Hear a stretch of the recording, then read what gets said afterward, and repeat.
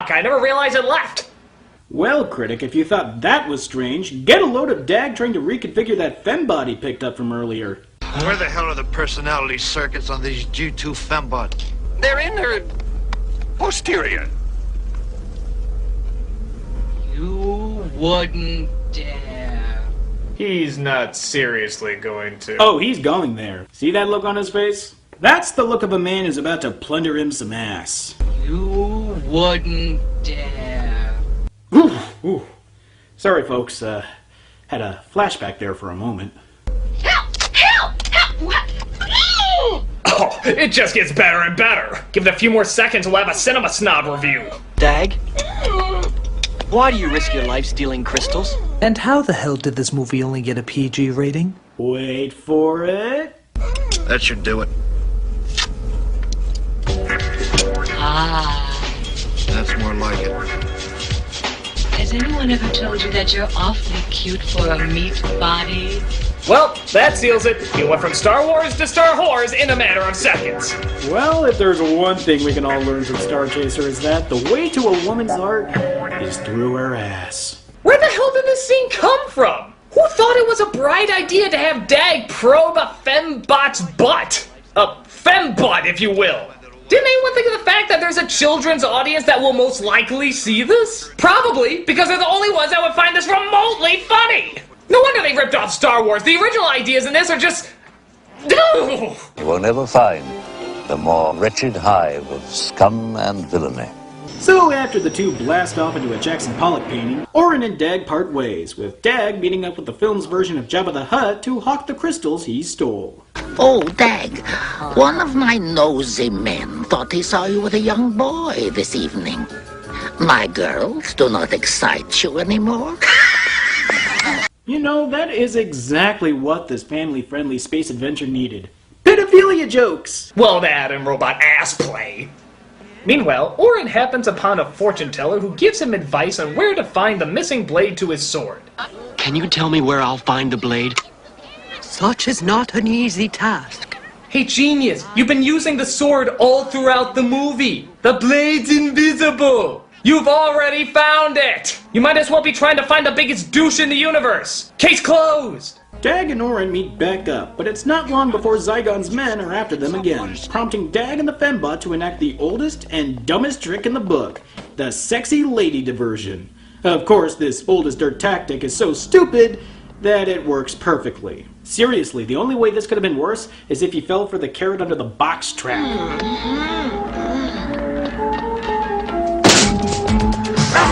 Wait a minute, how the hell did that second guy get knocked out? Nothing touches him! See? Dag hits one of them with the butt of his gun and the other guy just falls over like he's wounded. I'm not dead. You'll be stone dead in a moment. Luckily, Dag and Orin manage to elude Zygon's men and they escape. So we bamf to another planet, I think. Could be the same planet with the mine world, or the same planet as that desert town. Establishing shot? What's that? But in any case, Zygon's men manage to catch up with Dag and Orin and shoot their ship down. Zygon's men take Dag's unconscious body in, but are unable to find Orin, who has been flung from the ship during the crash and landed torso first in a tree. Oh good, does this mean he suffered catastrophic injury and died? Roll the credits!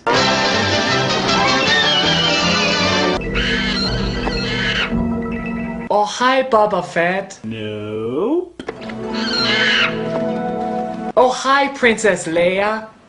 Yeah, you knew she was coming. Maybe not technically a princess, but daughter of some sort of rich person in charge. Yeah, princess. So Princess Leia takes Orin away to her castle because the plot demands it. And Orin wakes up in her bedroom wearing the most embarrassing blue midriff vest. Are undershirts extinct in this universe? How come in 80s sci-fi men always want to wear even less than the women do? Elon?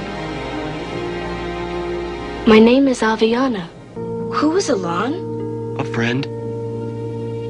From the mines? Yeah, just a friend, and totally not my love interest who died just a few days ago. Seriously, is this movie gonna force this romantic relationship on us? It's bad enough that the girl in the caves was killed in the first 20 minutes, but now she's just cast aside for another? I said you had no idea how useless that character was, didn't I? Orin and Leia decide that the best thing for them to do is head back to Orin's cavern planet. Who was your father? Why, Morbro, of course. Supreme Governor of the Bordegon system. I'm getting sick and tired of never understanding. But Orin, never understanding is what you're best at. Meanwhile, Dag is being held prisoner by Zygon, and I think you know where this is going. Try to imagine a needle, the thickness of a human hair, slowly thrust between your eyes.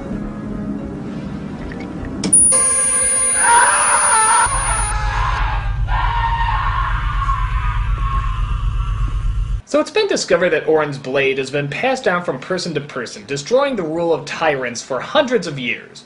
Orin and Leia decide that the best thing for them to do is head back to Orin's cavern planet. I'm sorry. This is a restricted area. No one may enter without prior permission. Mizzo shooting! Wait, did you say shoot me? That doesn't sound pleasant. Maybe I should do something like an actual guard robot. God, I'm a poor model. I hope you know what you're doing.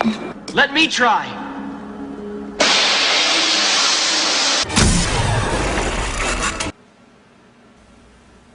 Nah, that's a coincidence. But of course, breaking into Zygon's lair haphazardly has its disadvantages, like being immediately captured. A robot? No, not just a robot. I am the robot. I have been putting the pieces back together for over 1,000 years. He's more machine now than man.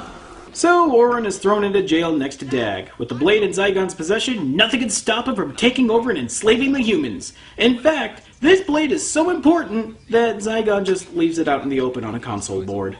How much you want to bet that's gonna bite him in the ass?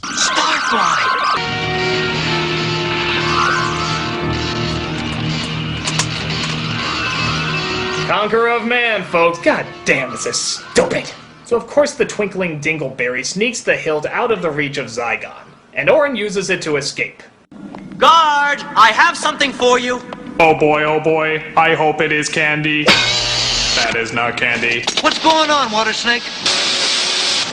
Come on! So Orin and Dag manage to sneak aboard one of Zygon's ships as they leave to destroy humanity's space fleet, I guess. Yeah, we're supposed to care about some fleet we've never even seen in this movie? Oh, and I mean literally never see. We never see a single spaceship of theirs, or even the planet which they're protecting. My god, I'm so invested!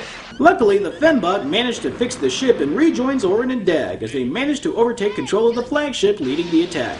And with a simple push of a button, detonates all the missiles in the entire fleet, effectively destroying every ship. Christ, if a single button push could do that, I'd hate to see what would happen if a guy accidentally spilled his coffee on the control boards. Orin and the gang managed to break back into Zygon space for, what, the third time now? But Zygon manages to ensnare Orin's ship in a tractor beam, leaving the Fembot and Dag's ship to make the save and take their place in the beam. I'm not sure that's how tractor beams work, but if the filmmakers don't care, then why the fuck should I? Ouch! Good suggestion! The flagship decimates all of the base's defenses, leaving Orin to face Zygon one-on-one.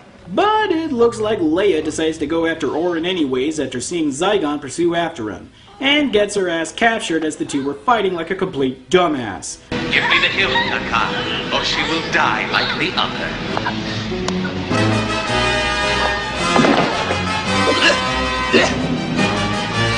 Okay, you've tried to use the sword before, and it has never worked for you. Why the fuck do you think it'll work for you now? It seems all hope is lost, but Navi shows up again and tells Orin that he never needed the sword in the first place. You do not need the hilt, Orin. There never was a blade. I found it in that Crackerjack box! Why the fuck didn't he just tell him this way back at the beginning? The same reason the good witch didn't tell Dorothy about the shoes sending her back home. Some people are dicks. With his newfound power, Orin cleaves through Zygon and leads his people to revolt against the slave masters. But with the entire mind world collapsing from the explosions above, Orin thinks fast and bullshitty by, get this, throwing the sword at the ceiling, which magically clears the way for the rest of the people to safely evacuate. And if that wasn't enough, Orin even cures the little bastard from before of his blindness, because why the fuck not? I can see again. I can see! I can see! I can finally see that you're not wearing a shirt, and that kind of creeps me out! We finally end this turn with Space Jesus here being offered by the old guy from way at the beginning to join him in being glowy and shit, but he turns him down in favor of getting some tail. Not yet. I'd like to stretch my legs for a few decades. The choice is yours.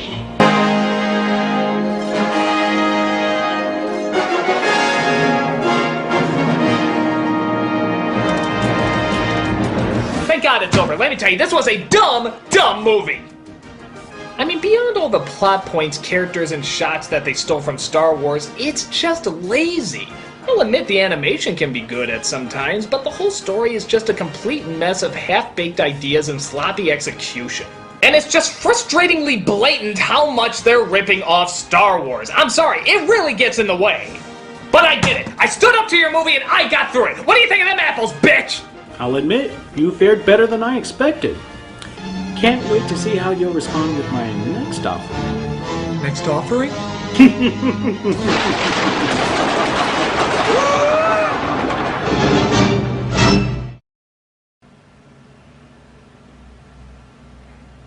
Cool.